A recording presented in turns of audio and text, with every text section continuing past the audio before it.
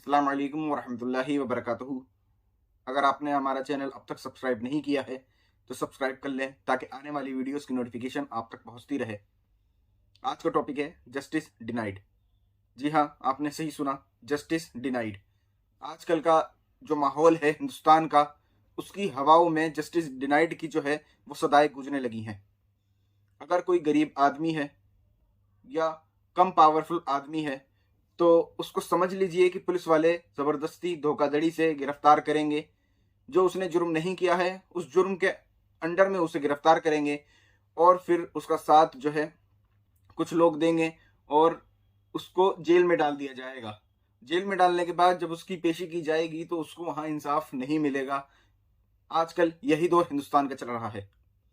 अब आप इसी तरीके से सब जानते हैं कि हज़रत अल्लामा कमर गनी उस्मानी साहब त्रिपुरा गए थे, जो मुस्लिमों के खिलाफ वहाँ पे विरोध प्रदर्शन हुए, उनके मस्जिदों को जलाया गया, उनके घरों को तबाह किया गया और मुस्लिमों की वहाँ जान की आबरू भी नहीं रखी गई और बहुत से जुल्म जो हैं उन मुस्लिमों पर किए गए। उन सब के हालात और उन सब की बात समझने के लिए हज़रत कमर गनी उस्मानी साहब उस इलाके में पहुँचे थे, जहाँ पर पुलिस वालों ने उन्हें डिटेन किया और ये कह के डिटेन किया कि आपकी यहाँ पे जान को खतरा है। ये स्टेटमेंट देने के बाद उन्हें धोखाधड़ी से पुलिस वालों ने जेल में बंद कर दिया। जी हाँ, आपने सही सुना, आज के इस दौर में पुलिस वाले भी धोखाधड़ी करा करते हैं। अब आप ये समझें कि जब उन्हें जेल में डाला गया तो उनका पहले क्या स्टेटमेंट दिया गया कि हम आपके तहफ़्फ़ुज़ के लिए ये कर रहे हैं, हम आपकी सिक्योरिटी के लिए कर रहे हैं। लेकिन बाद में उन्हें दूसरे जो एक्ट्स हैं उनके अंतर्गत में उन्हें बुक किया गया और उसके बाद उन्हें जेल में डाला गया।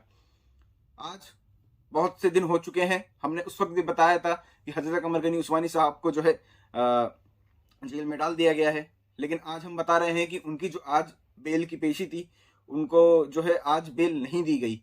ये समझ लीजिए, आज बेल नहीं दी गई का मतलब ये समझ लीजिए कि जस्टिस डिनाई कर दिया गया। जो उनके साथ इंसाफ होना था उसे भी डिनाई कर दिया गया। वो कैसे कि हज़रत कमर गनी उस्मानी साहब का कोई रिकॉर्ड नहीं है कि आज तक उन्होंने कभी कोई दंगा भड़काया हो, कभी किसी लोगों को भड़काया हो, कभी इंडियन कॉन्स्टिट्यूशन के खिलाफ उन्होंने कोई काम किया हो।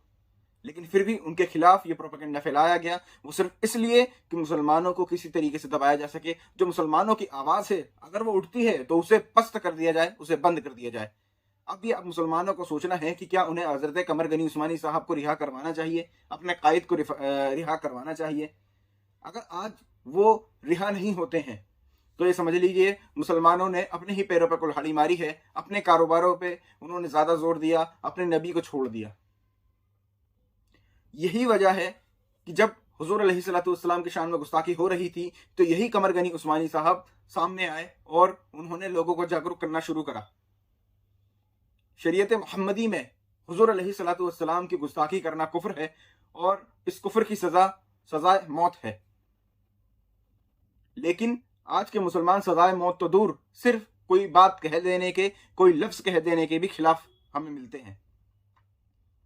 तो अपने इस कायद को रिहा कीजिए। और मैं ये मानता हूँ कि जो आज रिहा नहीं किया गया और बात पलटी गई पुलिस के द्वारा, उसके अंदर मुझे कहना पड़ेगा कि जजेस भी शामिल हैं, पुलिस वाले शामिल हैं, बहुत से मिनिस्टर्स जो है ये चाह रहे हैं कि मुसलमानों की आवाज़ें दबाई जाएं। और मैं क्लियर बताना चाहूँगा कि चाहे वो मिनिस्टर्स हों, चाहे पुलिस वाले हों, चाहे वकील हों, चाहे जजेस हों, वो कुछ भी कर लें, वो हिंदुस्तान के इन मुसलमानों का कोई बाल भी बागा नहीं कर पाएंगे। क्योंकि मुसलमान भले ही आज सो रहा हो, लेकिन इंशाअल्लाह अज़्ज़ा वजल मुझे उम्मीद है कि वो नामूस रिसालत के मसले पर उठेगा और अपने उन कायदों को भी रिहा करवाएगा और अपने हुजूर अलैहिस्सलाम की शान में होने वाली गुस्ताखियों को भी बंद करवाएगा। अस्सलाम वालेकुम व रहमतुल्लाहि व बरकातुहू।